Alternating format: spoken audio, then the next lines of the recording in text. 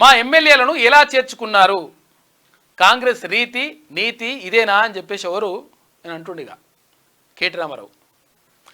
ఫిరాయింపులపై చట్ట సవరణ అన్నారు, జనజాతర సభ కాదు హామీల పాతర సభ, న్యాయ పేరిట నయా నాటకం అని చెప్పేసి కేటీఆర్ అంటున్నాడు.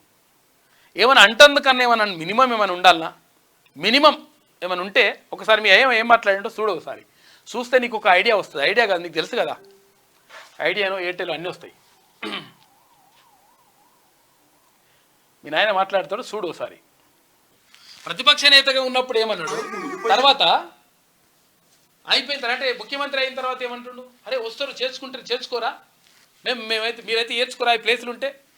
ఎవరైనా మాట్లాడేది ఇట్లా ఇష్టం వచ్చినట్టుగా డైలాగ్ కొట్టిండు మీ నాయనని అడుగు ఫిరాయింపులు ఎట్లుంటాయి, తర్వాత ఎట్లా మంది పార్టీలను నాశనం చేసి ఎట్లుంటుంది అనేది మీ నాయన అడిగి చెప్తాడు. చూసుకో ఒకసారి, చూస్తే మీ నాయన ఏం చెప్పిండో అర్థమవుతుంది. ఏం చేసిండు నీకు తెలియదు అయినా కానీ. అంతా కథలన్నీ పడ్డది మీరే. మళ్ళీ ఇప్పుడు మళ్ళా కొత్త డైలాగులు, మా ఎమ్మెల్యేలను ఎట్లా చేర్చుకుంటారు, నువ్వెట్లా చేర్చుకున్నావు, అప్పుడు పార్టీలనే కథం చేసేవి కదా, మొత్తం నాశనం చేయలే.